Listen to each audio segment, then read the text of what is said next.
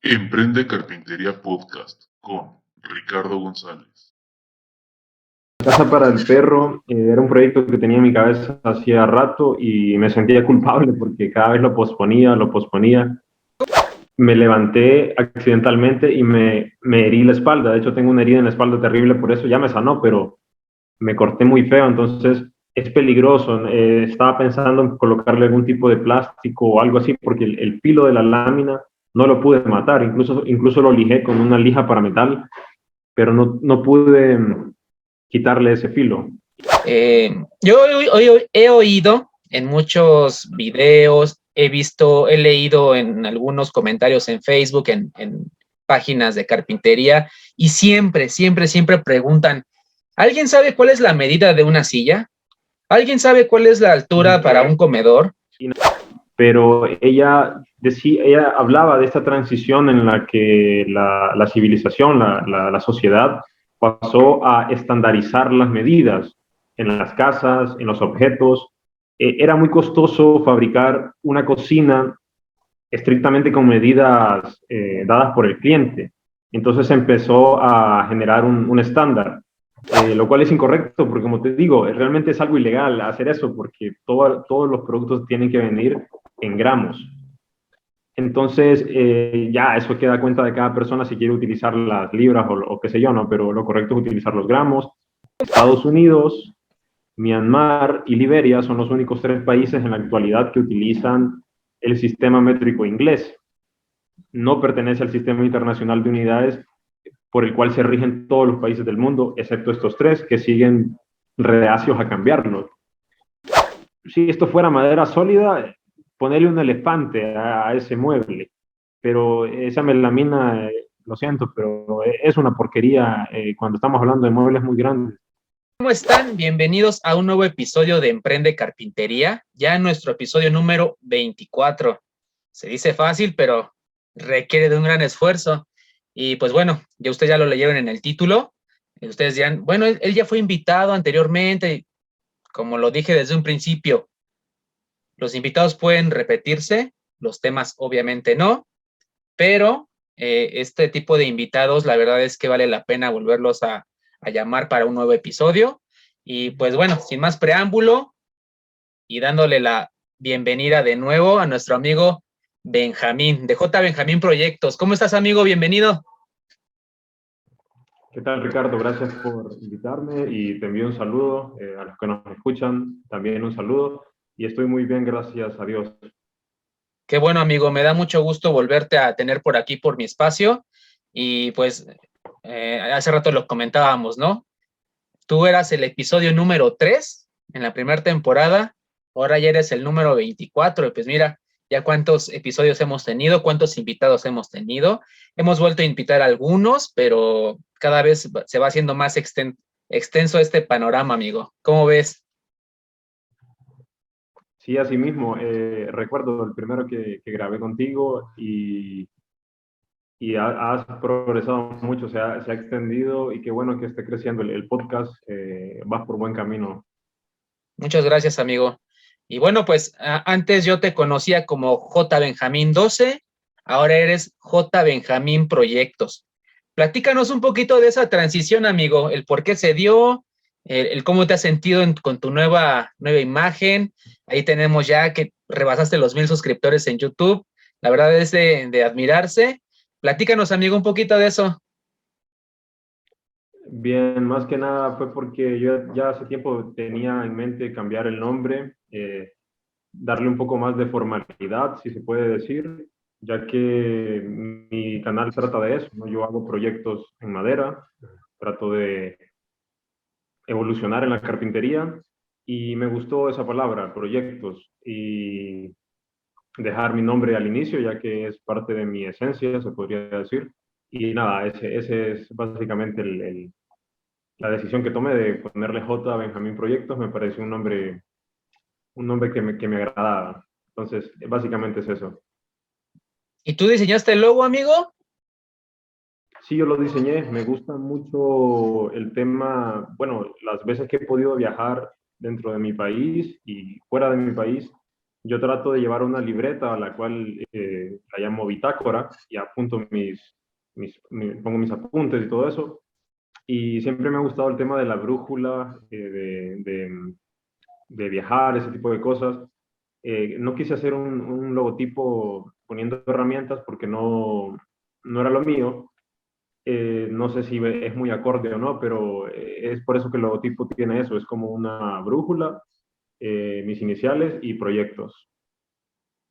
Perfecto. No, pues la verdad es que se ve muy bonito y esa nueva imagen trajo, dicen por acá en México, trajo torta bajo el brazo porque pues de ahí se derivaron pues más videos, se derivaron más suscriptores y pues te felicito, amigo, qué bueno que ahí tuviste ese cambio. Gracias. ¿Y cómo vas, amigo? ¿En qué proyectos andas ahorita? Ahora mismo estoy trabajando en una alacena para la cocina en este material melamina, melamina aglomerada. Estoy terminándola. Es un proyecto personal porque es para mi casa. La semana anterior estuve trabajando en un proyecto también en melamina, pero para unos clientes. Todo salió bien, afortunadamente. Y ahorita, bueno, estamos justo hace 2 días hubieron elecciones en mi país, eligiendo un nuevo presidente, un cambio de gobierno. Y pues no he decidido salir ni hacer demasiado, así que me he concentrado en hacer esa alacena, trabajando en la casa más que nada, y ahí voy, no la he terminado aún. Pero ahí vas, eso es lo importante que ya vas ahí. Bueno, de ese tiempo para acá, de aquel episodio que tuvimos hace unos meses, la verdad es que ha subido más contenido, ha subido más reseñas de herramienta, muebles. Me acuerdo que en los proyectos que tenías pendientes en ese entonces y que me acuerdo muy bien, fue la casa para un perro, para tu perro, y que ya vimos en tu canal de YouTube que ya la terminaste, hiciste una reseña de cómo la hiciste y me llamó mucho la atención que incluiste ahí diferentes materiales. ¿Nos podías platicar un poquito de ese proyecto, amigo? Sí, claro. La casa para el perro era un proyecto que tenía en mi cabeza hacía rato y me sentía culpable porque cada vez lo posponía y así, ¿no? Un día decidí empezarlo, utilicé madera de pino, listones de madera de pino de 2 pulgadas de espesor, 2 por 2. Tenía algunos ahí sobrantes, me encanta utilizar los retazos sobrantes en los proyectos. De verdad siento que aprovecho la madera muy bien de esa forma. Así que utilicé unos que tenía. Desafortunadamente no me alcanzaba para terminar la casa con esos listones, así que tuve que comprar algunos nuevos. Decidí, para no complicarme, utilizar contrachapado para realizar las paredes de la casa. Básicamente era un esqueleto. Imagínate los listones formando un cuadrado atornillado. Todo iba atornillado. No quise complicarme la vida haciendo ensambles ni nada de eso, porque más que elegancia estaba buscando resistencia, que la casa fuera fuerte, que no se fuera a caer. Así que utilicé listones de madera de pino, algunos viejos pero en buen estado, como te digo, retazos sobrantes, y otros listones nuevos. Para las paredes, para recubrirla, utilicé contrachapado, plywood, terciado, triplay, como quieran llamarle. Aquí lo conocemos como plywood. Utilicé uno de un espesor bastante delgado, 1 centímetro de espesor, 9 milímetros, algo así. Era bastante económico y no necesitaba que las paredes fueran tan gruesas. Y para el techo lo mismo, utilicé un contrachapado para cubrir el techo. Encima utilicé una lámina de estas de alucín, creo que le llaman, y lo atornillé utilizando los tornillos especiales para esta lámina. Quedó a prueba del agua, afortunadamente por eso, porque coloqué la lámina. Mi temor era que entrara el calor. O sea, son muchas cosas las que uno tiene que ver cuando se trata de en este caso, un animal que no puede decirte, oye, eso no me gusta. Tratar de que él esté cómodo, ¿no? También el techo, por supuesto, no estaba directamente en el suelo, sino que tenía una plataforma también de plywood. ¿Qué más? En la parte de arriba dejé unos pequeños espacios para que ventilara el aire. La casa está diseñada para estar a la intemperie, se puede dejar directamente en el sol o bajo la lluvia o en cualquier lugar, pero afortunadamente yo la tengo ubicada en un lugar donde no recibe demasiado sol y nunca recibe lluvia. Como te digo, es impermeable porque tiene la lámina, pero nunca le va a caer agua porque el perrito está debajo de un, no sé cómo le llamarán en México, es como el portón principal de la casa, luego viene como un pequeño solar y después está la casa, ¿no? Él está debajo de la casa principal, pues. Y finalmente, eso no se mostró en el video porque no alcancé a hacerlo, le coloqué unas ruedas que tienen seguro, tienen un bloqueo, para poder mover la casa con libertad cuando necesite limpiar o sacar al perro de ahí, lo que sea. Las ruedas las conseguí tiempo después, solo le pones el bloqueo y ya la casa queda estática. Cuando necesitas moverla, pues le quitas el bloqueo. Y finalmente la barnicé con un barniz a prueba de agua. Es impermeable también, pero es a base de agua este barniz. Fácil de aplicar, simplemente lo sacas de la lata, lo aplicas con un rodillo o con brocha. ¿Qué más? ¿Qué otro detalle?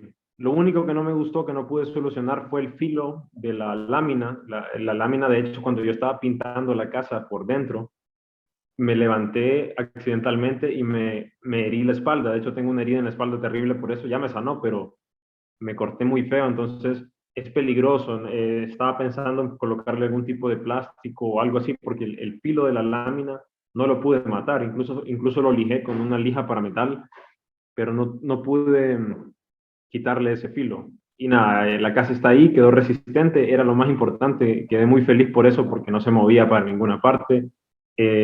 No era perfecta, tiene sus detalles, como te digo, no es perfecta, si le buscas tiene detalles, tiene errores, pero para hacer la primera casa de perro que hice, me gustó mucho, afortunadamente pude grabar el proceso. Me hubiera gustado hacer un paso a paso del video para mostrarle a la gente cómo lo hice, pero eso requiere más tiempo. El video se hace muy largo, a mí no me gusta hacer videos largos. Entonces, lo que mostré es lo que pude. Y gracias a todos los que lo vieron y qué bueno que te gustó el proyecto. Sí, la verdad es que fue un proyecto esperado, bueno, en lo personal, porque de esa vez que me platicaste, pues sí te estuve preguntando ahí varias veces, creo, porque para los que no saben, Benja y yo pues tenemos contacto muy a menudo, y le estuve preguntando y ya estoy en eso, ya estoy en lo otro, pero entre proyectos y proyectos se van posponiendo, pero bueno, lo bueno es que ya está ahí y yo creo que el más contento es el perro, ¿no? Porque pues ya tiene ahí donde por lo menos atajarse el frío un poquito, ¿no? Y qué bueno, amigo, te felicito, qué bueno que ese proyecto pues lo culminaste de buena forma y de buena manera. Y bueno, amigo, Gracias, gracias. precisamente hablando de esa casita para el perro, tenemos un tema hoy, un tema que a lo mejor lo debía haber tocado desde un principio de los episodios, pero pues nunca es tarde, y es algo que a la vez es sencillo, o para muchos es sencillo, o no es tan importante, pero yo creo que es la base para cualquier carpintero, y es el saber ciertas unidades de medición, y no nada más medición en la cinta métrica o medición en las escuadras, no, sino que hay diferentes tipos de mediciones. No vamos a ahondar mucho en el tema de ser ocupar tantos tecnicismos ni nada, pero sí me gustaría platicar de este tema, que son las mediciones, tanto en herramientas como en materiales, etcétera. Y hablando de esa casa, ¿tú cómo es que sacaste las medidas para que esa casa fuera ergonómica para tu perro? En base ¿tú mediste a tu perro para poder hacer la casa o simplemente ocupaste una medida estándar, amigo? No, claro, lo primero que hice fue levantarlo. Recuerdo que ese día él estaba recostado en el suelo y no quería hacerme caso, pero lo levanté, le dije que se pusiera de pie y medí desde el suelo hasta su cabeza, que es la parte más alta de su cuerpo, y le agregué varios centímetros más, porque yo no quería que fuera una casa en la cual él solo se metiera y se echara. Yo quería que él pudiera incluso, tal vez no caminar, porque no tenía tanto material como para hacerle una mansión, ¿no? Pero quería que estuviera cómodo, que, que él en la casa pudiera estar de pie, no solo agachado. Y entonces lo dejé, la casa es bastante alta, de hecho, y algo ancha para que él cuando esté recostado no tenga que no se tenga que arrugar demasiado, sino que pueda estirarse libremente. De hecho, él duerme así, sus patas las estira totalmente porque la casa tiene esas dimensiones. Así que sí, lo medí de alto y de ancho y le agregué bastantes centímetros más para que tuviera espacio suficiente.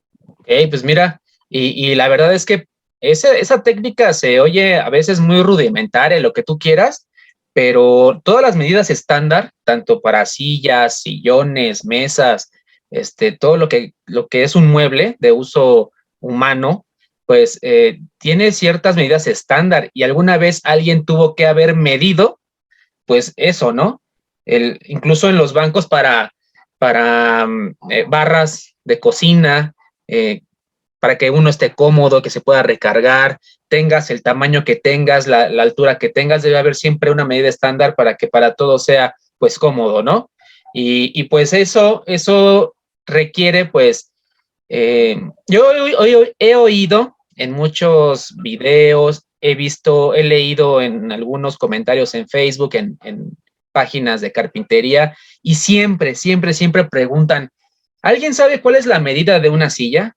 ¿Alguien sabe cuál es la altura para un comedor? ¿Alguien? O sea, son preguntas que a lo mejor para los que ya están muy metidos en la carpintería suenan lógicas, pero para los que apenas vamos iniciando, ¿no? Y nos crean bastante duda y es ahí donde entran pues sistemas de medición, ¿no? Ahora, tú tienes, por ejemplo, en tu canal de YouTube un video hablando sobre flexómetros. Tienes ahí un video muy bueno que hiciste, que subiste. ¿Qué experiencia te deja el hablar sobre los flexómetros, amigo? Sabemos que en varios países el tipo de medidas es distinto. Algunos ocupan pulgadas, algunos ocupan centímetros, pero para ti, ¿qué es más conveniente? ¿O para ti, qué es más fácil utilizar? ¿Qué tipo de medida? Ok, antes de responderte, me quiero retroceder un poco, solo para no olvidar algo que quería comentarte. Hace algún tiempo vi un video de una chica que es arquitecto. Ella mencionaba un libro, no recuerdo el nombre, lo siento, pero ella hablaba de esta transición en la que la civilización, la sociedad, pasó a estandarizar las medidas en las casas, en los objetos. Era muy costoso fabricar una cocina estrictamente con medidas dadas por el cliente. Entonces empezó a generar un estándar. La cocina tiene cierta altura, los muebles de cocina tienen cierta altura, las puertas de la casa respetan una altura en general, son estándar. Es más fácil trabajar de esta forma y eso disminuye los costos. Si trabajas con medidas particulares todo el tiempo, pues los costos se van a elevar. Y es por eso que creo que esta transición pasó como en los 40 o 60, me parece, en los años 60, en que todas las casas en Estados Unidos pasaron a ser iguales. De ahí viene ese término de suburbios, que prácticamente es una copia, una casa idéntica. Se compraban terrenos enormes donde un inversionista compraba estos terrenos y no sé, algún banco financiaba las casas, se vendían y eran casas idénticas, son casas idénticas. Todas tienen las mismas puertas, la misma altura en cada cosa, y en la actualidad esto se sigue respetando para todo.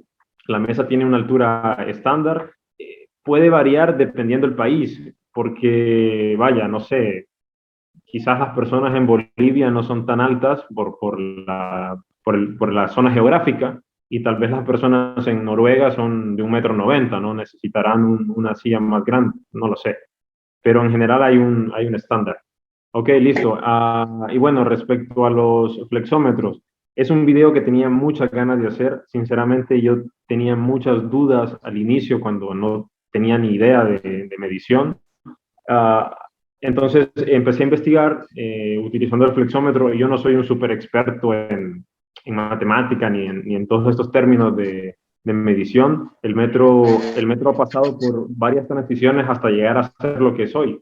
En épocas pasadas se medía el pie del rey para marcar una determinada distancia, y esa tenía que ser la oficial porque el rey tenía esa longitud en su pie, ¿no? El ser humano ha pasado por un proceso enorme hasta llegar a lo que conocemos hoy como metro. Si no recuerdo mal, el metro se define como una distancia en la que viaja la luz, si no estoy equivocado, y se estandarizó, ¿no? Empecé a investigar los sistemas de medición. Existen dos principalmente: el Sistema Internacional de Unidades, que cubre todo lo que conocemos, la mayoría de países utilizan.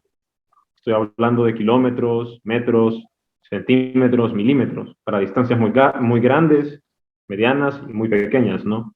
Y esto se ha extendido por todos los países del mundo porque es un método muy confiable.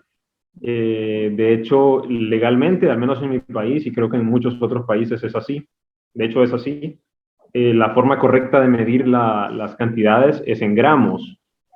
De vez en cuando me encuentro que, por ejemplo, en mi país las tiendas de pintura venden la pintura en galones, lo cual, lo cual en realidad y teóricamente o estrictamente vendría siendo ilegal, porque hay decretos que dicen que nosotros, al menos en mi país, como te digo, casi todos los países del mundo, tenemos que utilizar oficialmente el Sistema Internacional de Unidades. No deberíamos de medir la pintura en galones, sino en litros. Y lo mismo pasa con las libras. Es un término extranjero, es otro sistema de medición. Lo correcto es utilizar los gramos, pero al menos en donde yo vivo es muy usual que compres una libra de arroz, una libra de frijoles, una libra de azúcar, y si hablas de gramos la gente no te entiende. Lo cual es incorrecto porque, como te digo, realmente es algo ilegal hacer eso porque todos los productos tienen que venir en gramos. Entonces, ya eso queda a cuenta de cada persona si quiere utilizar las libras o qué sé yo, ¿no? Pero lo correcto es utilizar los gramos para este tipo de medidas. Lo mismo que cuando estamos hablando de volumen, serían los centímetros cúbicos. En fin, es un tema extenso y hay que estudiar un poco, ¿no? Esto lo vemos en último hacemos un repaso antes de entrar a la universidad y vemos todos esos temas de conversión de unidades. Personalmente yo prefiero utilizar los centímetros y los milímetros en el flexómetro. Aquí tengo uno. Me parece que es más sencillo, más fácil de comprender, pero las pulgadas también tienen su detalle y son muy interesantes. Es por eso que también es bueno comprenderlas, porque Estados Unidos, Myanmar y Liberia son los únicos 3 países en la actualidad que utilizan el sistema métrico inglés. No pertenece al Sistema Internacional de Unidades, por el cual se rigen todos los países del mundo, excepto estos 3 que siguen reacios a cambiarlo. De hecho, los estadounidenses, creo que eso es algo hasta tema de discusión entre republicanos y demócratas sobre cambiar el sistema al sistema métrico internacional, porque ellos quieren seguir utilizando las pulgadas. Y está bien, realmente es un sistema que funciona, que también es práctico, solo que es algo confuso para la mayoría de nosotros. Un centímetro tiene 10 líneas, que son los milímetros, y una pulgada tiene 16 líneas, que son los 16avos. Entonces es cuestión de agarrar práctica en ambos, porque al estar tan cerca de Estados Unidos, nosotros, tú que vives en México, yo que estoy en Centroamérica, recibimos muchos productos que vienen graduados o tienen esa nomenclatura del sistema métrico imperial o sistema métrico inglés: pulgadas, yardas, pies. Recuerdo que una vez compré una malla para un vivero y yo le dije al vendedor en una tienda bastante grande de aquí en mi país, ¿cuánto cuesta el metro de este material? Y él no me pudo dar una respuesta porque me dijo, lo vendemos en yardas. ¿Para qué diablos lo vendes en yardas si es ilegal venderlo en yardas? No me des una medida extranjera porque en mi país tienes que utilizar los metros, pero aquí la gente hace lo que quiere. Y es algo que me enfada en cierta forma, pero bueno, como te digo, es bueno por eso manejar ambos para no tener este tipo de complicaciones.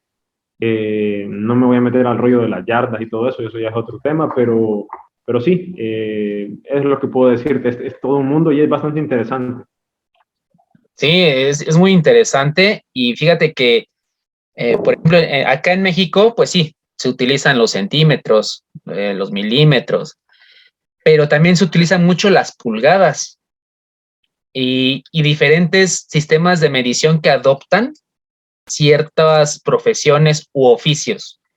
Te platico que estuve trabajando un tiempo en un lugar donde hacen maquinaria o máquinas CNC, y ellos ocupaban mucho las medidas en centímetros, pero no las contaban, haz de cuenta, no decían, tiene 90 centímetros, tiene 80 centímetros, no, así no lo contaban ellos. Ellos decían, tiene 800, tiene 900.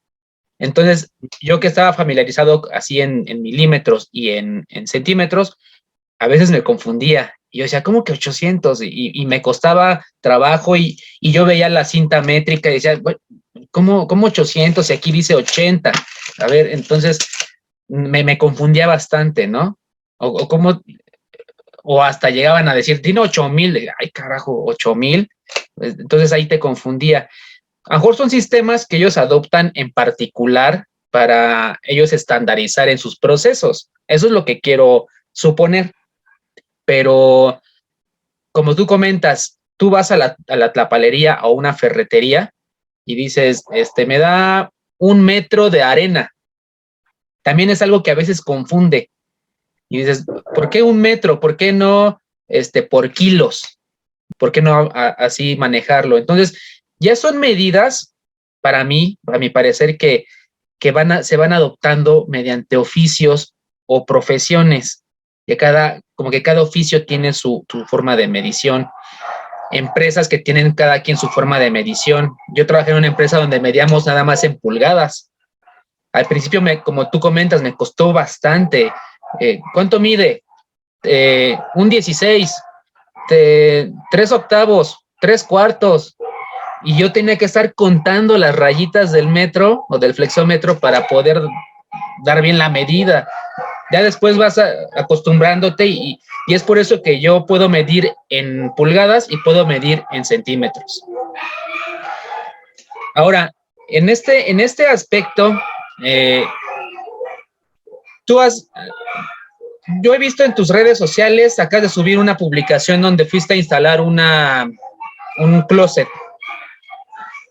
¿Qué tanto te costó tú trabajaste con un carpintero aparte? ¿Qué tanto te costó ahí, por ejemplo, la interacción con él? Yo sé que tú trabajas muchas veces solo, pero ¿qué tanto te costó la interacción con él? Por ejemplo, en decirte, ¿cuánto mide ahí? 20 centímetros. ¿Él lo medía igual en centímetros o en pulgadas? ¿O se compaginaron muy bien ahí en ese aspecto? Para nada, él es un carpintero de la vieja escuela, ha sido el carpintero de mi familia por muchos años. Él se llama Ernesto, no sé, deberá tener más de 35 años siendo carpintero. No está viendo esto, pero bueno, le envío un saludo.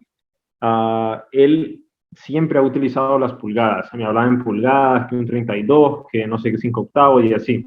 Me confundía muchísimo y yo siempre he sido muy de centímetros, milímetros. Ahora las utilizo un poco más, entonces él las seguía utilizando cuando empezamos a hacer este proyecto porque era tan grande que nos juntamos y yo le dije, oye, me echas la mano, ¿no? Para terminar esto.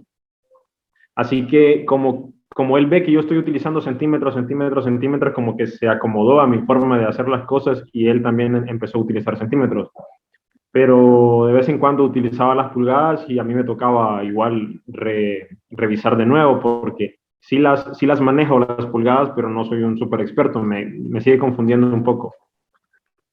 Entonces sí, es complicado cuando te ves con este juego de papeles en que uno utiliza un sistema y el otro... Y sobre todo para la medición, ¿no? Porque imagínate que te confundas y de repente no le das la medida que debe ser, pues ya hay un problema en el mueble, ¿no? Correcto. O desperdicio de material y muchos aspectos que se pueden dar por tan solo 1 centímetro o hasta menos, hasta 1 milímetro.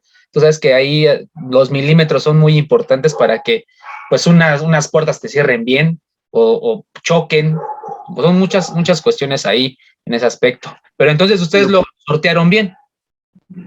Sí, lo que me gusta de él es que es un señor muy práctico. Él nunca lo vas a ver llorar por cosas que yo sí lloraría. Yo me pongo triste, me desanimo, si algo quedó torcido, si algo no sé qué. Él le busca la solución práctica y rápida. Hay cosas que no tienen solución porque dicen por ahí que un carpintero mide 2 veces y corta una, ¿no?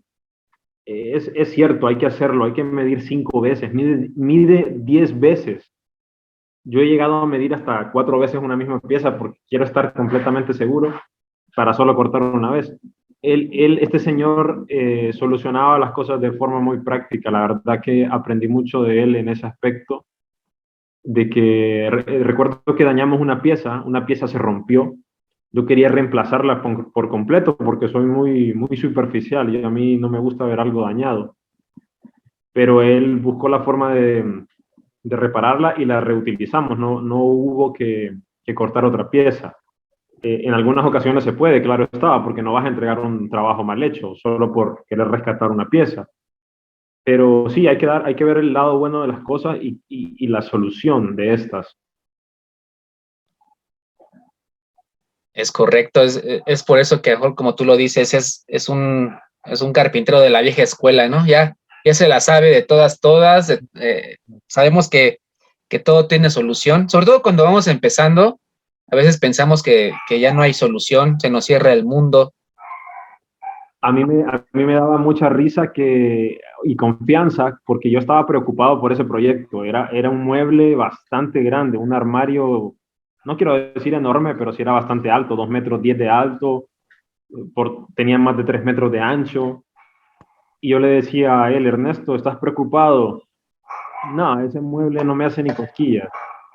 Tenía una confianza, entonces eso me hacía estar tranquilo. Pues imagínate la experiencia. A lo mejor por dentro sí estaba nervioso, ¿no? Porque imagínate, es un trabajo, es lidiar con clientes. Y A mí me dijo que había hecho cosas más difíciles, que eso era pan comido. Lo único que sí, en lo cual sí lo vi preocupado fue por el material. Nosotros le insistimos al cliente que utilizara MDF, porque es más sólido, es más fuerte. Ellos no quisieron, ellos querían melamina.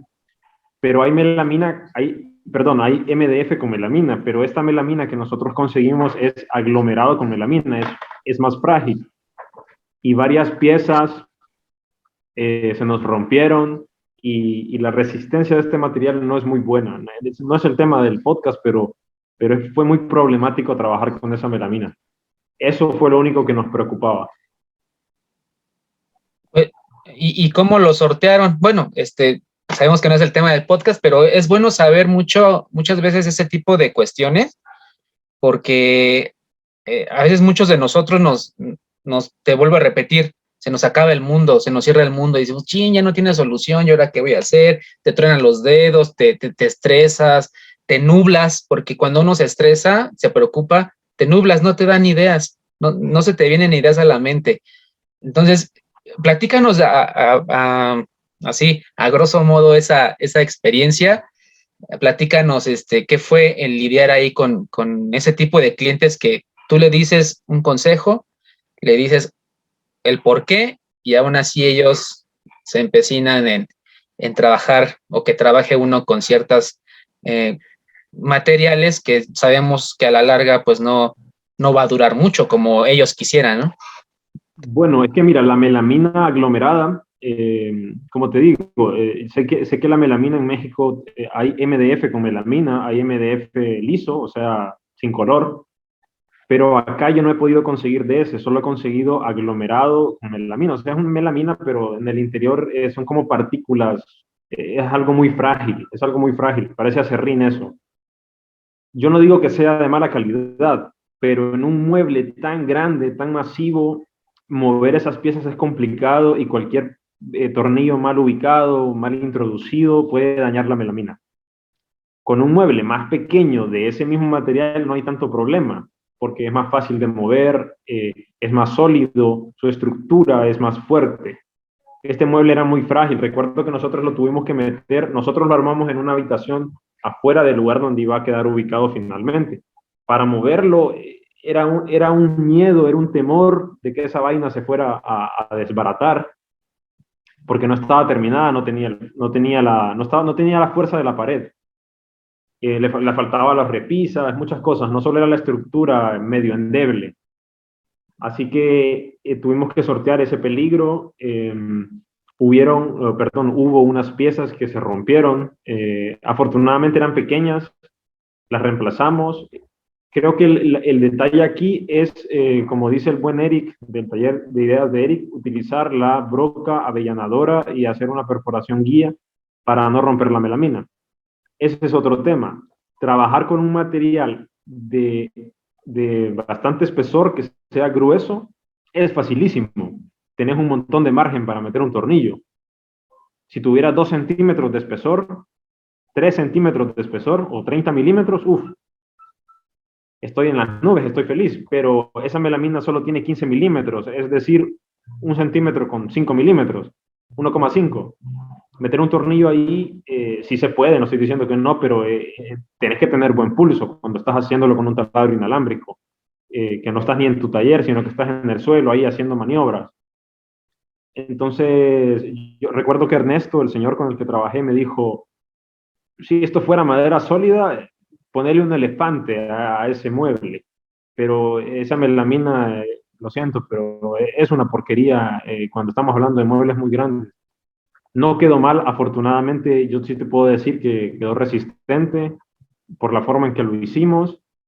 Igual yo le di las recomendaciones al cliente, yo le dije, esto es un armario, es para colocar ropa, aquí vos vas a poner acá ropa, zapatos, pantalones, qué sé yo, algunas cajas, probablemente una maleta, pero no le vas a poner bloques a eso, ni vas a colgar algo ahí de un peso exagerado, porque es melamina. Si fuera madera real o contrachapado, plywood, yo le doy garantía de que ponga lo que quiera. Es mi punto de vista y lo que puedo decirte. Sí, tratar de no dañar las piezas y ser muy cuidadoso cuando trabajes melamina aglomerada. Y hablando, por ejemplo, del tema y en las mediciones, ser muy, muy exacto. No sé cómo lo veas tú, pero es muy exacto porque pues la melamina no la puedes cepillar, la melamina no la puedes, no le puedes hacer ciertas cosas que le haces a la madera, incluso ni lijar ni nada, es muy complicado. Ahí cómo lo sortearon, por ejemplo. ¿Me creerías que la melamina la cepillamos? ¿En serio? Hubo una pieza que no nos encajaba. Entonces, por la parte que no tenía cubrecanto, obviamente, la parte que está al descubierto, no terminaba de entrar en una parte. Entonces, este señor tomó su cepillo Stanley, made in England, hecho en Inglaterra, muy bien afilado. Te diré que perfectamente afilado, porque él afila de una manera muy veloz. Yo tenía una broca de 1/8 de pulgada de diámetro que estaba haciendo las perforaciones guías y estaba desafilada. Él se fue, agarró una piedra y me afiló la broca en 2 segundos y me la trajo y tenía un filo espectacular. Una broca que yo tenía de no servir para nada porque no tenía filo, él me la afiló en un 2x3. Y su cepillo estaba muy afilado, entonces había una pieza que no encajaba en el lugar. Como te digo, para esto hay que tomar muy bien las medidas, ¿no? Pero afortunadamente con el cepillo solucionamos ese problema. Más bien él lo solucionó, debo decir. Cepilló con mucho cuidado porque la melamina es muy frágil y la pieza terminó de encajar. Iba en un lugar tan estrecho que no se alcanzaba a ver si acaso había alguna pequeña grieta o alguna fisura, no se iba a ver porque era una pieza que encajaba en una esquina, así que no era problemático. No lo aconsejaría no aconsejaría cepillar una pieza que se va a ver visible, obviamente, era simplemente un caso de emergencia. Sí, a veces nosotros pues nos hacemos ciertas, se podría decir mañas, se podría decir trucos cuando uno va a instalar, porque siempre hay algo que no cuadra, siempre, aunque tú hayas ido a medir, aunque tú ya hayas cortado y vuelto a medir, dicen mide 2 veces, corta una vez, pero aunque lo hayas hecho muchas veces, a veces no cuadra. Y a veces la respuesta está en que alguna pared está desnivelada, el piso, no sé, algo que ahora hizo el albañil que no lo cuadró bien, etcétera. Son muchas cosas que uno como carpintero al ir a instalarte te encuentras, ¿no? Y es por eso que a veces nos hacemos de trucos. Si tú ves en YouTube, hay muchos videos donde dicen, cuando tengas este problema, haz esto. Y ves la forma en que ellos lo hacen, a lo mejor muy rudimentaria, pero que sí sirve. Uno lo mide como debería, en teoría, debería de ser, Si tú debes de medir superficialmente para hacer unas puertas, pero a lo mejor el fondo tiene más amplitud al fondo. A lo mejor está así, ¿no? En esta posición, está más alto en el fondo y tú metes tu mueble, por ejemplo, para una barra de cocina, tú metes un mueble y no entra, y tú dices, ¿por qué? Si lo corté a la medida y tiene la misma medida, pues es por eso mismo, que en el fondo tiene. Entonces hay trucos que uno debe hacer, dejarle cierta holgura para que cuando tú vayas, dicen más vale que le metas otro cachito de madera a que le tengas que cortar y se desnivele tu mueble. Son muchas cuestiones que debemos de sortear, ¿no? En ese aspecto de las medidas, sobre todo que nos dejan pues otras personas, ¿no? Otros oficios o trabajadores de otros oficios en ese aspecto. Pues qué bueno, amigo, que lo sortearon bien. La verdad es que sí me quedé Alguna vez yo metí cepillo en MDF, pero en MDF.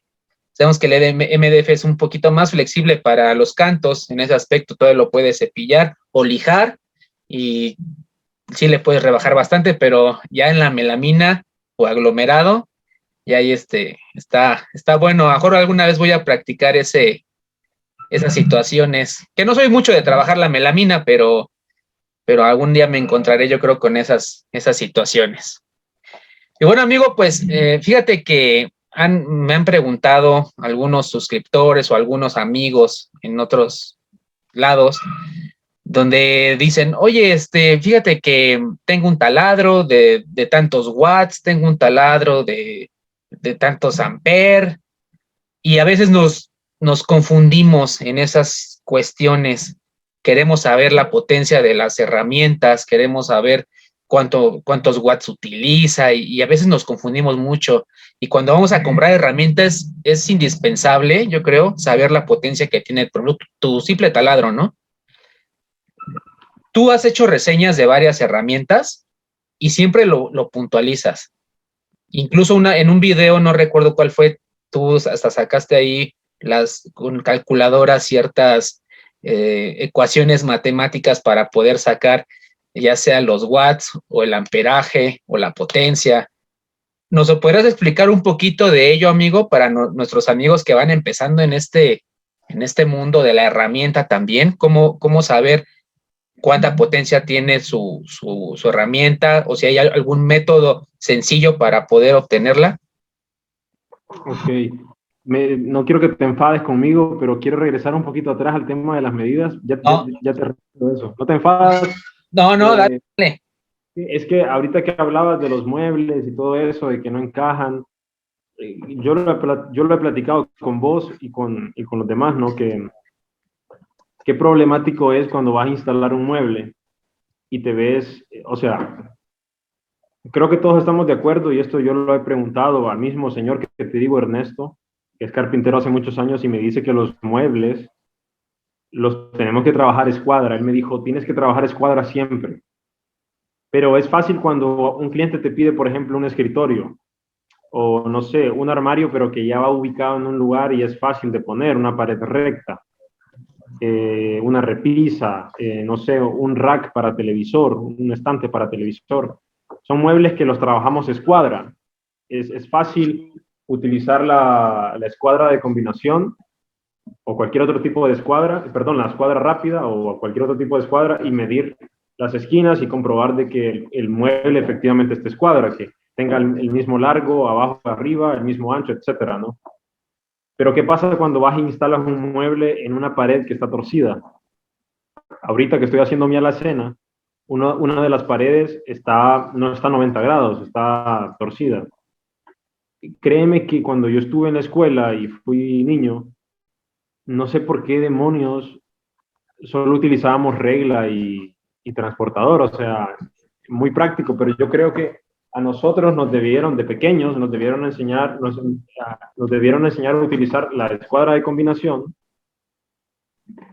esta cosa que es una maravilla, la escuadra falsa, que de hecho en el video que hice con Diego de Nunda Woodworks, sacamos las colas de Milano utilizando una escuadra falsa, y esta escuadra te puede solucionar el problema de estas esquinas. La escuadra de combinación para realizar cualquier trazo y cualquier tipo de medida que necesites fijo, porque la regulas y puedes replicar esta medida 1000 veces en cualquier lugar. La escuadra falsa puede imitar una esquina y así tener el trazo del corte que vas a realizar. Eso fue lo que hice en un mueble de mi cocina, que la pared estaba torcido, así que yo lo construí torcido a propósito. La parte izquierda del mueble está a 90 grados y la parte derecha está totalmente, no totalmente, pero sí está ligeramente torcida a propósito. Entonces la puerta que va en el frente tenía que ser un poquito más larga para compensar esta luz, ¿no? Y la verdad que puedo decirte que encajó perfecto en la pared embonó. Es decir, yo construí, y yo sé que esto lo hace mucha gente, los estadounidenses lo hacen todo el tiempo, construyen muebles descuadrados a propósito. Yo creo que un trabajo así se tiene que cobrar con un precio más elevado cuando haces un trabajo así porque no estás trabajando de manera habitual. Pero es práctico utilizar esta escuadra falsa, el transportador, para ubicar el ángulo que necesitas y replicar el corte. Es algo difícil de explicar ahora mismo, pero quizás en un video más adelante sea un buen tema para utilizar. Así que yo básicamente quería decirles eso, que siempre se tiene que trabajar escuadra, pero en ocasiones tenemos que hacer cortes de ángulos raros y ahí las medidas son necesarias. Otra forma es trabajar a escuadra el mueble y hacerlo encajar a la fuerza en la pared utilizando unos armadores en la parte de atrás para disimular estas luces que quedarían. Si una pared está torcida y el mueble está escuadra, obviamente te va a quedar una luz enorme, grande o pequeña, pero te va a quedar una luz. Entonces una forma de disimularlo es colocar piezas en la parte de atrás para que sea imperceptible, ¿no? Pero una forma práctica es eso, hacer el mueble descuadrado a propósito. No sé vos qué pensás de eso. No, claro. No, sí, te toca, qué bueno que te regresaste, porque tocaste ahí un punto muy, muy necesario, las escuadras, todo tipo. Y esa escuadra combinada, yo lo recomiendo bastante y ya lo he dicho en varios videos, que si vas empezando en carpintería, te hagas de una escuadra de combinada porque con ella es muy versátil, tiene bastantes funcionalidades. No sé si nos pudieras explicar rápido, y a los amigos que nos están oyendo, váyanse rápido a YouTube para que vean la escuadra combinada o de combinación, para que vean rápido cómo es y el uso usos generales que se le pueden dar. Ahí la tienes, amigo. Explícanos rápido para qué funcionan ciertos ángulos, ciertas escuadras ahí, por favor. Es una escuadra común y corriente. Obviamente lo que nos importa es el ángulo de 90 grados. Obviamente esto está recto y esta regla se puede deslizar gracias a un perno o una tuerca que permite regular cualquier tipo de medición dependiendo del largo de la escuadra. La marca Trooper tiene de varios largos y me imagino que de otras marcas también. Esta es mediana. Yo tengo una pequeña, una mediana y una más grande. Si pueden conseguir las tres, háganlo porque es necesario. Tiene el corte a 45 grados, que es este, para realizar cualquier trazo en el papel o en la madera. Y tiene también un nivel, pequeño nivel. Y como te digo, para realizar trazos rápidos y repetitivos es ideal. Esta escuadra de combinación o escuadra ajustable, tiene varios nombres. Y que tiene una ranura, perdón, y que tiene una ranura en la cual nos podrías explicar el funcionamiento. ¿Cuál ranura? Esta. La de en medio, donde puedes meter el lápiz para poder trazar una línea. Esta básicamente es un gramil. Si conocen el gramil de carpintería, la escuadra de combinación reemplaza el gramil. De hecho, yo no tengo gramil, lo cual me avergüenza porque necesito un gramil, pero la escuadra de combinación me ayuda a convertirla en gramil para realizar trazos a lo largo. Es lo que te decía, puedes marcar cualquier medición, 3 centímetros, un ejemplo.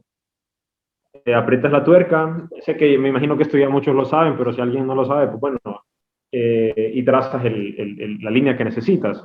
Y también puedes hacer trazos a 45 en la madera muy rápido.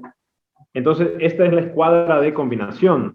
La otra escuadra que necesitan y es muy práctica es la escuadra falsa, que como su nombre lo dice, la podés regular a cualquier ángulo deseado. También tiene un nivel y tiene un perno estilo mariposa para presionarla. Esta encaja perfecto en una esquina. Por ejemplo, la gente que instala pisos, generalmente te vas a topar con un borde, un pilar, una esquina rara y vas a tener que utilizar la escuadra para sacar el corte necesario. La otra escuadra que necesitan, que es la que utilizan mucho los estadounidenses, es la escuadra rápida. Personalmente, debo decirlo, y me da un poco de pena decirlo, pero yo no la utilizo realmente para lo que se utiliza, que es para el pivote, ¿no? Para encontrar los ángulos. Aquí tiene una leyenda que dice pivote, y con esta encuentras ángulos. Alguna vez la utilicé para eso. De hecho, cuando construí la casa de mi perro necesitaba una inclinación porque el techo no podía quedar recto. Con esta escuadra y un transportador, acá tengo un transportador, encontré el ángulo deseado de esa inclinación. Estaba algo confundido. Recuerdo que le pregunté a Eric y él me colaboró. Pero esta escuadra es demasiado versátil. Con esto puedes hacer una infinidad de cosas. No te podría explicar todo porque yo no la manejo en su totalidad, siéndote sincero, pero para encontrar ángulos es parecida a a las demás escuadras y va de la mano con el transportador. Escuadra rápida, escuadra falsa y transportador trabajan juntos. Oye, ¿y que esa escuadra rápida la ocupa mucho para la sierra circular? Eso te iba a decir, yo la utilizo para eso. Como tiene una pestaña, la puedes recargar. Aquí tengo una libreta. Imaginemos que esta es la madera.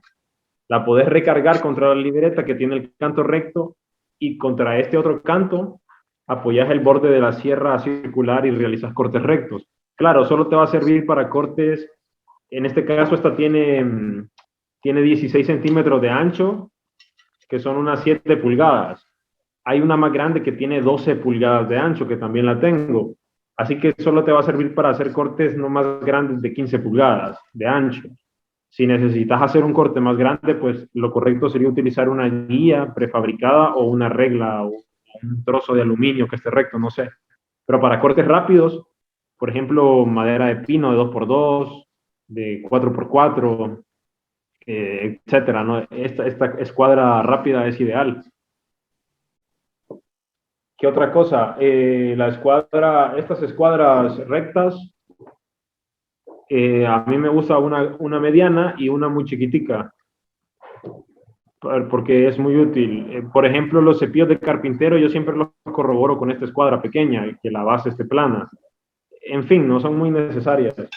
Y acabas de hacer un video sobre la escuadra, ¿no? Que me enseñaste ahorita. Sí, correcto, sobre esta. Es bueno buscar escuadras que te den un plus, porque, ¿cómo explicarlo? Cuando compras una escuadra, hay algunas que son muy básicas, y eso está bien, pero hay algunas que traen algunos aditamentos o accesorios extra o pequeñas cosas que las hacen especiales. Entonces, si entre más lujos tenga tu escuadra, mejor, porque te va a ser más práctica, ¿no? Como te digo, una de estas mediana y una pequeña es ideal tenerla. La escuadra que se utiliza muchísimo para carpintería también es la clásica escuadra de carpintero metálica, que es la más grande de todas. Es esta. Lo mismo, con esta puedes hacer trazos más largos y bueno, no tiene más que eso, no tiene más ciencia. En particular, esta tiene sistemas tiene algunas nomenclaturas como para transportar. Es ideal. Yo tampoco la manejo al 100, pero vaya, para lo que está hecha, que es para el corte recto y para trazar líneas y para comprobar también cuando algún mueble muy grande necesitas comprobar si esta escuadra, pues la pones en la esquina, ¿no? También para comprobar que la guía lateral de la sierra circular, de la sierra de mesa esté derecha, etcétera. Tiene muchos usos. Lo que me conseguí hace poco fue esto, que básicamente es como un transportador. Muy bien. Este es más pequeño, este es más grande. Digamos, si necesitas hacer unas letras o no sé, en algún ángulo que necesites conseguir, pues esto está muy bien. Debo confesar que no lo uso demasiado, pero lo tengo ahí por si acaso, ¿no? ¿Es de madera? Es de madera. Ah, muy bien. Esta marca también tiene, no le estoy dando promoción a la marca, me da lo mismo, ¿no? Pero esta marca también tiene reglas de madera. Mi papá es sastre y él utiliza una de estas de madera para trazar los pantalones cuando los está cortando. Sí, es lo que te iba a decir, en la sastrería ocupan mucho las reglas de madera, las escuadras incluso. Incluso hay unas que igual vienen en cierto ángulo y hay unas que tienen un lado recto y un lado cóncavo. Me imagino que es como para trazar mangas o cuellos, no sé, ciertas cosas ya de la sastrería, ¿no? Y que son muy necesarias. El último instrumento de medición que me parece fundamental tener en la carpintería, bueno, quizás no fundamental, pero la verdad que es muy bonito tenerlo. Yo me lo conseguí, es el calibrador pie de rey. Este calibrador, existen dos calibradores, el calibrador normal, mecánico o analógico, que lo tienes que medir, que tienes que leer la lectura tú mismo, y el calibrador digital. Yo me conseguí uno digital porque soy perezoso, básicamente. Acá atrás tiene un sistema también de conversión que voy a estar estudiando próximamente porque quiero hacer un video de esto y no me quiero poner a hablar tonterías. Voy a estudiarlo bien para transmitirlo de la forma correcta. Y bueno, básicamente es eso. Tiene una perilla que tú vas midiendo, que vas girando y te va dando la medida en milímetros. Te da la medida en milímetros o en pulgadas. Yo utilizo más los milímetros y tiene un alcance hasta de un poquito más de 150 milímetros. Para medir exterior, para medir interior y para medir profundidad. Es decir, si yo necesito medir el interior de este transportador, corro la perilla y ahí me está marcando 36 milímetros. El interior, ¿no? El exterior lo mediría con la otra parte, con esta. Vamos a ver si me alcanza. Aquí estoy midiendo el exterior, que son 81 milímetros. Incluso te da las fracciones, es muy preciso. Y la profundidad, pues es con la varilla, no tiene más ciencia. Aquí tengo una taza, puedo medir la profundidad de esto. Permíteme. Esta taza tiene 69 milímetros de profundidad. Entonces es ancho o largo, pero exterior, interior y profundidad. Y bueno, se le llama también, creo que vernier, ¿no? No sé si estoy equivocado, pero ese también es... De hecho, ese es el nombre oficial, me parece, el vernier. Es muy necesario también, ¿sabes para qué? Para la herramienta, para medir el grosor, por ejemplo, del disco o de la ranura que te va a dejar, para ser más exacto, los diámetros de las brocas. Es muy, muy funcional para muchos aspectos en la herramienta, sobre todo. Obviamente también en la medición de muebles, incluso. Y yo lo he visto que lo ocupan mucho en el bricolaje, como son aditamentos o accesorios muy pequeños, a veces ocupan mucho ese tipo de herramienta para medir con más precisión, ¿no?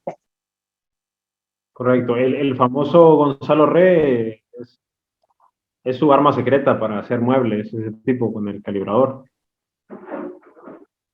Espero que un día nos acepte la invitación para estar en el podcast, para que nos explique ahí ciertos secretos.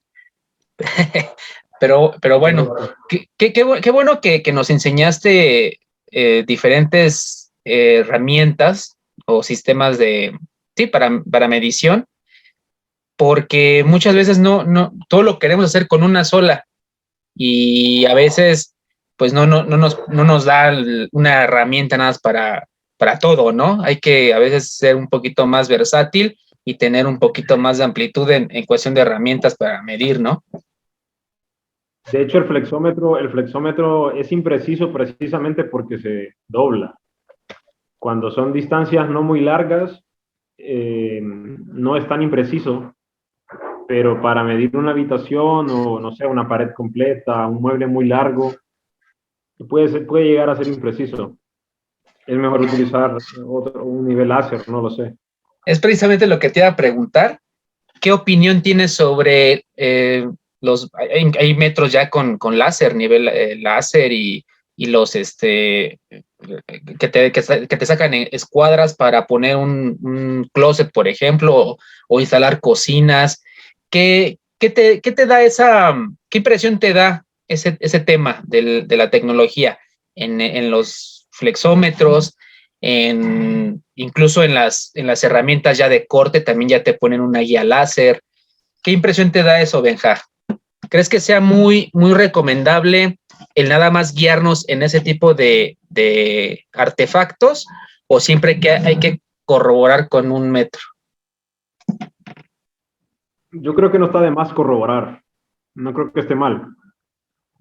Las máquinas se pueden equivocar, así como nosotros también nos equivocamos. Aunque generalmente las máquinas son más precisas que los humanos, así que puedes confiar en él. Como te digo, un ejemplo práctico, el calibrador digital. Yo creo que el calibrador analógico, tengo la percepción de que es más preciso, pero no confío 100% en mi vista. Me puedo llegar a equivocar al leer la lectura, sí, al leer la lectura que me da, ¿no? Entonces yo termino confiando en el calibrador digital, aunque pueda que llegue a fallar, pero yo también puedo fallar leyendo una lectura en el calibrador analógico, que es tan pequeña. Entonces lo mismo pasa con los niveles láser. Un nivel láser puede equivocarse. De hecho, ellos tienen un margen de error, ahí te especifica, el fabricante te especifica cuál es el margen de error, y vos tenés que trabajar con eso y compensarlo. Esa es la palabra, ¿no? Compensar el error. No he tenido la oportunidad de trabajar con un nivel láser, son bastante costosos, pero yo creo que sí, para terrenos y para todo esto, para hacer una edificación, necesitas instrumentos de esta tecnología. No puedes andar con una wincha, metro, flexómetro por la vida, porque vas a necesitar realmente ya para esos trabajos más grandes, sí necesitas un nivel láser, creo. Te lo digo, no te estoy diciendo que sea indispensable. Si voy a construir una pérgola para un jardín que es bastante grande, yo utilizaría el flexómetro. Pero si voy a hacer encajar algo en un lugar donde tengo poco margen de error, quizás un nivel láser funcione bien. Sí, Pero te lo repito, no es indispensable. sí, claro, exacto. Bueno, sobre todo cuando vamos empezando, pues a lo mejor no es tan indispensable el tener a lo mejor un nivel láser, ¿no? Digo, si lo tienes, pues qué bueno, y si es muy funcional para ti, pues excelente para tu trabajo y te lo agiliza bastante. Pero, o sea, no es tan indispensable, pero yo no estoy en contra de la tecnología, y a mí, por ejemplo, sí me gustaría tener, por ejemplo, vi en el canal del señor Alex, de Tu Carpintería y Tú, sacó un flexómetro digital, no sé si lo viste, que aparte de tener la cinta, tiene una pantallita donde te dice la medida exacta de lo que tú sacaste en el metro, ¿no? En el flexómetro. Lo que tú sacaste es lo que te va diciendo, así como el vernier que sacaste, igual te va diciendo. Entonces, a mí se me hace igual una maravilla, porque también te agiliza el estar ahí contando, el estar ahí, pero sabemos que siempre la máquina va a tener, por ejemplo, a lo mejor alguna falla, porque son máquinas, son perfectas, pero llegan a tener fallas. Uno también, como tú mencionas, uno también tiene fallas, pero lo puedes recomponer en ciertas cosas. Pero si te confías especialmente en la tecnología, todo lo haces en base a la tecnología, a veces puede fallar. Y haciendo una comparación, a lo mejor no nada que ver con la carpintería, pero por ejemplo, hablando, por ejemplo, de un baunómetro, que es para medir la presión. Tú sabes que hay ya digitales que te sacan la presión muy rápido, cuando a lo mejor un médico o alguien que sabe tomar la presión se tiene que poner el estetoscopio y escuchar el pulso, y puede ser que tenga variaciones, ¿no? Entonces, ahí muchos dicen, es que es mejor el digital que el manual, ¿no? Es mejor. Y muchos difieren. Entonces, a veces te puede dar una lectura errónea y ahí ya depende la salud, ¿no? O sea, ahí sí ya depende mucho la salud, y es donde la responsabilidad de las marcas que fabrican la tecnología, pues sí deben de tener ciertas normas estandarizadas, ¿no? De calidad. Y yo creo que la herramienta también debería de ser así, ¿no? Tener normas de calidad, que si no las pasas, pues nada más no puedes sacar el producto. No sé qué opines. Sí, justamente en el video de los flexómetros yo mencionaba eso, que hay normativas de regularización de los flexómetros, que tienen que cumplir ciertas normativas para eh, brindar al usuario una medición confiable. Y lo mismo pasa con otras herramientas, deben de cumplir ciertos requisitos. Eh, Como les digo, está bien manejar los dos sistemas actuales, el sistema métrico decimal, que pertenece al Sistema Internacional de Unidades, y el sistema métrico inglés, que son pulgadas, pies, etcétera, ¿no? En mi video lo hablo muy claramente, lo pueden pasar a ver si quieren. Y las máquinas, lo mismo, van a trabajar con estos dos sistemas y hay que conocerlos perfectamente. Exactamente, amigo. Es un punto muy importante, que cuando vamos empezando la carpintería a veces nos centramos mucho en quiero la mejor máquina, quiero el mejor accesorio y muchas cosas que son importantes, obvio, pero lo fundamental a veces lo dejamos a un lado y nos compramos a veces lo más barato, o con que tenga una cinta métrica, ya con eso la hice. Y no, yo creo que también hay que buscar calidad en este tipo de cuestiones, que esto, pues es uno de nuestros mejores amigos en la carpintería, un flexómetro, porque un carpintero sin flexómetro, imagínate que vas a sacar un presupuesto y no llevas tu cinta métrica. ¿Qué va a pasar, no? ¿Qué va a decir el cliente de ti? Esa es la impresión que vas a dar. Entonces, yo creo que sí hay que a lo mejor invertir en este tipo de aditamentos de medición, y que son muy importantes, y el aprender a usarlos y a leerlos. Y si tienen la posibilidad, el saber los dos sistemas de medición, tanto pulgadas como centímetros. ¿Por qué? Porque también, fíjate que muchas de las herramientas, muchos de los materiales vienen en pulgadas. Tan solo las brocas, muchos la conocen que de 1/8, que de 1/4, que de 3/8, y muchos se confunden y no saben si 3/8 es menos que un octavo o es más, y se confunden y piensan que es más chico, y es un problema, realmente es un problema el no saber de qué diámetro son las brocas, algo tan sencillo. Es por la región, como te digo, estamos tan cerca de Estados Unidos que en España no pasa eso. He visto videos de carpinteros españoles que todo lo miden en milímetros, todo está en milímetros. Entonces, una buena práctica es aprenderte las 16 líneas del flexómetro en pulgadas. Aquí las tengo escritas. Un 16 es la primera línea. Imagínense que están viendo la pulgada, ¿no? Desde el 7 hasta el 8. Hay una serie de líneas. Un 16, 1/8, 3/16. Un 16 no se puede simplificar. Es por eso que se llama así. Uno sí tiene mitad, pero no lo puede, pero aquí no vale las fracciones, el 0,5 y nada de eso. Entonces, un 16, el siguiente sería 2/16, que sí se puede simplificar, que termina convirtiéndose en 1/8. Le sigue 3/16, 1/4, 5/16, 3/8, 7/16, media pulgada, 9/16, que se vuelve a aplicar lo mismo que te digo. 9 sí se puede simplificar, pero no, aquí no vale esto porque serían 4 punto algo, ¿no? 5/8, 11/16, 3/4, 3/16, 7/8, 15/16 y finalmente una pulgada. Entonces, por ejemplo, si yo tomo no sé, media pulgada. Media pulgada equivale casi a 2 centímetros o 20 milímetros. Hay un pequeño error ahí, un pequeño margen, ¿no? O por ejemplo, un pie, que son 12 pulgadas, son casi 30,5 centímetros. Entonces uno puede ir haciendo estos cálculos mentales para manejar ambos sistemas. Como te digo, a mí todavía me confunde, me complica un poco, pero por eso prefiero los centímetros. Sí, pero qué bueno que te documentas y qué bueno que pues te nace, ¿no? El investigar y el saber un poquito más de la medición, porque te repito, hay cosas que se tienen que medir, como tú lo mencionas, se tiene que medir por pulgadas, ¿no? O por otro sistema que a lo mejor no estamos acostumbrados y es bueno el saber cuánto mide o a cuánto equivale. Obviamente, a lo mejor no lo traes en la mente, pero puedes sacar tu calculadora en el celular. Ya todos traemos una calculadora siempre en el bolsillo, que es el celular. Lo calculamos, lo hacemos la conversión y listo.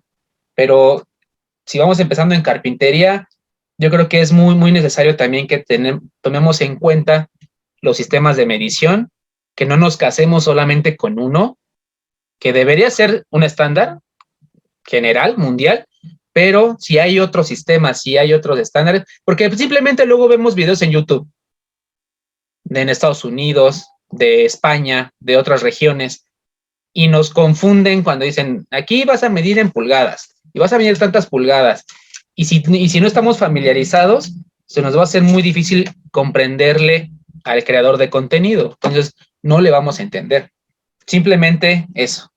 Entonces es muy necesario estas cuestiones, amigo, de la medición en la carpintería.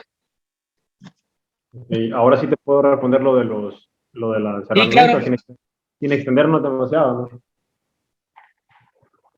Sí, claro, amigo. Sí, te comentaba que tenemos mucho la duda de cuánta potencia, por ejemplo, tiene nuestro taladro, ¿no? Que también es un sistema de medición donde nosotros también debemos estar familiarizados para saber qué tenemos de herramienta y dónde la podemos ocupar.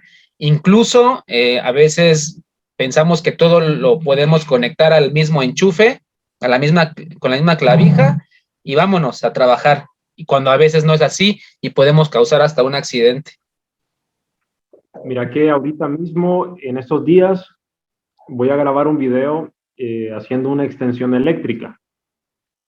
Yo no soy electricista, pero soy muy curioso. A mí me gusta tratar de comprender el porqué de las cosas. Cuando estaba en el colegio y en la universidad, yo me frustraba mucho cuando no le entendía al profesor, a la profesora, porque me molesta cuando no entiendo algo, ¿no? Hay cosas que son difíciles, pero otras son más fáciles. Yo tengo una sierra de mesa que tiene 1800 watts de potencia, o vatios en español. Watts en inglés, vatios en español, ¿no? Yo la conecto directamente al tomacorriente de mi casa. Aquí en Honduras, Centroamérica, la corriente alterna estándar es de 110 voltios, 127, te lo especifican en las herramientas eléctricas.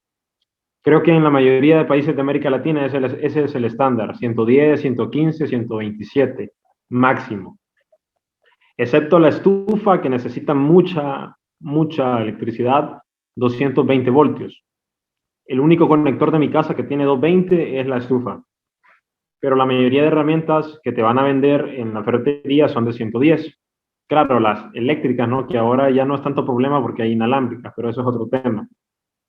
Esta sierra la conecto directamente al tomacorriente, pero a veces yo necesito moverla. Como esta sierra no es tan pesada, la necesito sacar al jardín, etc.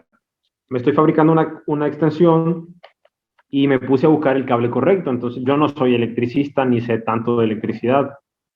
Pedí asesoramiento, que eso es lo correcto que tenemos que hacer cuando no comprendemos un tema. Compré un cable de un calibre grueso, uso rudo. Me querían vender uno que tenía 3 cables por dentro, es decir, un polo a tierra. Fase, neutro, polo a tierra, ¿no? Pero mi casa es una construcción vieja, es una casa antigua, heredada de mis abuelos, ¿no? no tenemos conexión a tierra. Las casas modernas sí lo tienen, entonces no me era necesario comprar un cable de tres, con estas 3 líneas, porque no tengo conexión a tierra. Entonces compré el de 2, pero de uso rudo. Y el conector tiene que soportar 20 amperios. Y necesito también hacer la multiplicación de los amperajes de la sierra con el voltaje para saber de cuánto necesito la conexión. Una conexión eléctrica que me soporte más de 1800 watts. ¿Por qué estoy haciendo esto? Porque la última extensión eléctrica que compré, de la marca Voltex, me parece, decía uso rudo. Y yo me dejé guiar solo por eso, por uso rudo. Pero en la etiqueta, en la parte de atrás, yo leí que decía no conectar a más de 1650 watts. Y mi sierra tiene 1800 watts de potencia. Es por eso que estoy haciendo una conexión eléctrica aparte. Entonces, los watts es eso, la potencia, los vatios. El amperaje es otra cosa que básicamente es la corriente. Y la fuerza, el torque, todo esto también es otro tema. Cuando compren una herramienta eléctrica, repito, yo no soy un super experto, pero algo que nos puede ayudar es leer las especificaciones técnicas de la herramienta para conocer cómo funciona. Vatios, voltaje y amperaje. Son 3 cosas diferentes. También tengo un video que hablo específicamente de esto, lo pueden pasar a ver si quieren, en el que hablo de eso, del voltaje, el amperaje, la potencia y el torque, que es importante conocer estos términos al momento de comprar una herramienta. Generalmente las herramientas inalámbricas te venden esta publicidad de 20 voltios, pero los voltios y los watts no son lo mismo. La potencia y el voltaje son cosas diferentes. Eso básicamente, no sé. Excelente, amigo. Pues sí, ahora sí que si ya tienes un video ahí, los invito a nuestros amigos que vayan a ver ese contenido, que es muy, muy interesante y aparte es muy necesario que también nosotros tengamos conocimiento de ello. Como tú dices, no somos electricistas, no somos ingenieros, si tú quieres, o a lo mejor de otro oficio, pero debemos de saber. Yo creo que la carpintería, ahora aparte de otros oficios, pero la carpintería es muy general y debemos de saber de diferentes oficios: albañilería, electricidad, plomería, herrería, etcétera. ¿Por qué? Porque siempre lo ocupamos, siempre. Es como lo de la casa de tu perro. Tú ocupaste 2 materiales, ¿no? Distintos, que es madera y una lámina. Ahí estás ocupando 2 materiales distintos. Hay quien hace, por ejemplo, muebles industriales, de tipo industrial, que es madera con metal. Entonces debemos de saber, pues, conocer los calibres de los materiales, hablando de metales. Debemos de conocer un poco de albañilería, cómo podemos resanar ciertas imperfecciones que dejamos nosotros a veces cuando ocupamos el taladro en las paredes, o que nos dejan y que debemos de resanar para que no se vea mal estéticamente, que debemos de ocupar, que debemos de saber de plomería cuando vamos a instalar un mueble de baño, porque a veces suceden accidentes, lo sabemos. A veces taladramos y no sabemos dónde va la conexión del agua o la tubería del agua, y le damos a una tubería y se crea un problema, y a veces debemos nosotros mismos componer esos desperfectos para no tener problemas y que el trabajo que estamos haciendo pues sea pues lo mejor posible, ¿no? Entonces, pues yo creo que hay que saber, investigar. No, tú tienes la razón, no somos dueños de la verdad, no somos expertos, pero por eso estamos comentando este tipo de temas para retroalimentarnos, ¿no? Tú comentabas hace rato varias cosas de las herramientas de medición que tienes, que yo no sabía y ahora lo sé, y a lo mejor muchos de nuestros amigos ya lo saben y se les haga aburrido, pero hay muchos que no lo saben y sea una información muy útil para ellas. Y es por eso que hacemos este tipo de contenidos, para que sea una retroalimentación, ¿no? Mencionaste que la carpintería involucra muchas cosas y es cierto. Hay que saber un poco, no estoy diciendo que hay que involucrarse al 100% en esto, ¿no? Porque no a todos les apasiona. A mí me apasiona, pero yo sé que no a todos. Les repito, yo no soy un súper experto y de hecho me equivoco mucho, por eso trato de leer para no decir tonterías. La carpintería involucra mucho la trigonometría, incluso un poco de álgebra, geometría. No tienes ni idea de cómo me he quebrado la cabeza por la geometría, porque en la universidad, cuando te dan clases de esto, no ponemos atención y es tan necesaria la geometría para entender los espacios. Un carpintero que entiende los espacios es un tipo inteligente, eso te lo puedo asegurar. Mi novia me hacía ver esto y es cierto, los espacios, saber manejarlos, saber cómo es que le llaman a esto, diseño espacial. Diseño no es diseño de interiores, creo que se llama así, diseño espacial, de saber ubicar las cosas que encajen correctamente en cada lugar, algo así como el Tetris. Involucra muchas cosas que hay que tener a la mano, geometría sobre todo. Y ya para cerrar el tema de las herramientas, como las herramientas inalámbricas son la tendencia y realmente a mí me gustan mucho, hay dos herramientas que yo recomiendo tener sí o sí inalámbricas y son el taladro inalámbrico y una sierra circular de mano inalámbrica. Me parece indispensable tener estas dos herramientas inalámbricas porque con la sierra circular te puedes ir a cualquier lugar, cortar sin necesidad de un cable y con el taladro inalámbrico puedes armar cualquier mueble. Como ya les dije, la potencia es eso, es la cantidad se mide en caballos de fuerza que tiene una herramienta. El voltaje, existe la corriente alterna y la corriente directa. Las baterías, las herramientas inalámbricas trabajan con corriente directa. Lo más potente que hay, aunque digan lo contrario, es la corriente alterna. Es súper fuerte. Un taladro conectado a la pared va a ser más fuerte que un taladro inalámbrico, aunque te vendan la mentira de que el taladro inalámbrico es lo mejor. No es cierto, el taladro eléctrico es más poderoso. Pero es cierto que el taladro inalámbrico también es muy versátil y también tiene mucha potencia. En la actualidad las baterías han evolucionado que ya no necesitas más, pues con dos baterías de estas de 5 amperios y 20 volts, hacer desastres. Son súper buenas. Y el amperaje básicamente es el tiempo de vida de la batería. Entre mayor amperaje, mayor utilidad tenés. Son cosas que pueden investigar. Eso. Son cosas que pueden investigar o son cosas que se pueden dar una vuelta al canal de nuestro amigo Benjamín y lo van a ver, porque tiene bastantes videos donde toca en ciertos puntos ese tipo de temas. Muy recomendable, amigos. Bueno, amigos, pues ya estamos casi por cerrar. Sabemos que este tipo de contenidos pues es de poco tiempo a veces para que no se haga tan tedioso. Pero tenemos una dinámica, no sé si sepas, pero tenemos una dinámica donde el anterior invitado le hace una pregunta al invitado en curso, que eres tú.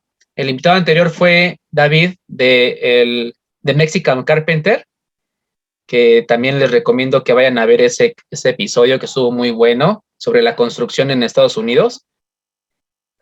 Y él nos dejó una pregunta para ti, amigo. Te la voy a poner. Hola Ricardo, muy buenas. Saludos al buen Benjamín. Mi pregunta tendría yo dos preguntas. Y la primera sería, ¿cuáles son las herramientas que tú recomendarías a alguien que quiere empezar en la carpintería? Y la segunda es, ¿qué le dirías a un joven que está pensando incursionar en el mundo de la carpintería? Gracias, saludos. Las herramientas para empezar, escuadra de combinación, escuadra rápida, sierra circular de mano inalámbrica, taladro inalámbrico y ¿qué otra herramienta creo que es fundamental? Un cepillo de carpintero, aprende a usarlo, carajo, un cepillo de carpintero número 4 o número 5, aprende a afilarlo, aprende a cantear madera a mano. Eso te da una felicidad bastante grande, cantear madera a mano. Esas serían las herramientas. ¿Qué le diría a un joven, qué le diría a un joven que está pensando en incursionar, que tenga mucha paciencia, que se atreva a tomar proyectos difíciles que le van a ayudar a comprender mejor la carpintería? Y que creo que un consejo que le puedo dar, o sea, o básicamente es como una broma o algo así que yo tengo entre Ricardo, así, es como una broma que he hecho entre Ricardo, Eric, Diego, mis amigos aquí extranjeros, que el día que coloques unos marcos de puerta hechos por ti y una puerta hecha por ti, ese día sos carpintero, amigo. Cuadrar una puerta es cosa que a todos nos saca frustración.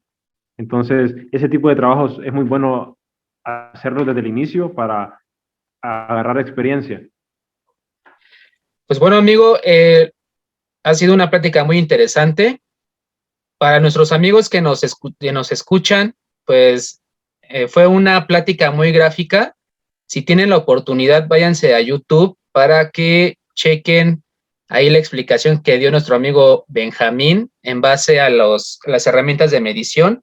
La explicación que dio de varias herramientas fue muy buena para que lo chequen si tienen la oportunidad, y si no, también lo explicó muy bien. Bueno, amigo, pues estamos ya por terminar. Solamente ahí pedirte de favor si nos puedes platicar sobre tus redes sociales, que ya cambiaste ahí de nombre, para los que se quedaron con J. Benjamín 12. Ahora que ya cambiaste a J. Benjamín Proyectos, si nos puedes platicar en dónde te podemos encontrar, en qué redes sociales, así a grosso modo. Claro, en Instagram como jbenjamin.proyectos, jbenjamin.proyectos, y en YouTube solo como jbenjamin proyectos. Ahí pueden ver mi contenido y gracias por pasarse y tomarse el tiempo de ver los videos y por el apoyo y por el espacio, Ricardo, por invitarme. Yo le decía a Ricardo que yo no sé qué puedo compartir, ¿no? Porque a veces uno se cohíbe de sus propias experiencias y no, yo les repito que yo no soy un maestro carpintero ni nada, pero gracias por compartir el tiempo en el podcast conmigo y permitirme conversar. Claro que sí, amigo, ¿no? El agradecimiento es mutuo. Y solamente ahí mandarle un saludo a nuestro amigo Eric del Taller de Ideas, que lo más probable es que lo esté escuchando en este momento, y reiterarle que él es un maestro en la medición, en la precisión. Ahí lo mencionamos ahí varias veces en el podcast, y ahí también para que le den una visitada a sus redes sociales, que es muy buen contenido también. Y que estamos creando un equipo entre nosotros, donde nos retroalimentamos mediante mensajes, mediante experiencias, videos, y que se está creando una bonita comunidad entre nosotros, sin pasar por alto también a Diego de Nunda Woodworks y a Tony, el carpintero de DC. Yo quiero mandar saludos también. Quiero mandarle saludo a Tony, carpintero de DC en Washington, Estados Unidos, que trabaja maderas finas, maderas costosas, maderas del África y toda esa cosa. Te envío un saludo, amigo. Un saludo a Diego de El Salvador, Centroamérica, Nunda Woodworks, su canal, buen carpintero que trabaja con cedro, con caoba, con pino. Por supuesto, Eric, que ya sabemos que trabaja en MDF, melamina, y hace trabajos geniales. La mesa de router, me imagino que mucha gente la vio. Bueno, el mismísimo Ricardo, que aquí está. Un saludo al pepenador carpintero, un saludo al chino carpintero, un saludo a Isa, no recuerdo bien el canal, el Instagram de él, pero si me está escuchando sabe quién es. Y bueno, a todos los del Carpintín ahí, no recuerdo el nombre, a Franco también, del Carpintín. Franco Gonda creo que se llama este tipo, en Instagram. Y bueno, hay un montón de mexicanos ahí locos que hacen carpintería muy interesante. Y si me estoy olvidando de alguien, lo siento y envío saludos a todos. Claro que sí, amigo, el saludo se transmite, sí, exactamente, un saludo al Carpintín, que ahí siempre, al chino carpintero, por supuesto, que ya lo tuvimos aquí en un episodio de podcast. Ahí pasen a verlo también, muy interesante ahí el tema que abordamos con él. Y sobre todo un saludo a usted, amigo, que nos está escuchando o viendo, que va empezando en esto de la carpintería. Espero que sea de mucha utilidad lo que hemos hablado este par de locos el día de hoy y que sea de su funcionalidad para futuros proyectos, perdón. Bueno, amigo, pues sin más que decir, te agradezco. Cuídate mucho, espero que estén de lo mejor. Como lo mencionaste, supe que hubo elecciones en Honduras. Espero, enhorabuena, que sea para bien. Ahí la decisión que tomaron los hondureños. Y pues nada, aquí andamos, amigo. Muchas gracias. Nos vemos, éxito. Gracias. Chao. Y recuerden, amigos, a darle que es mole de olla. Chao.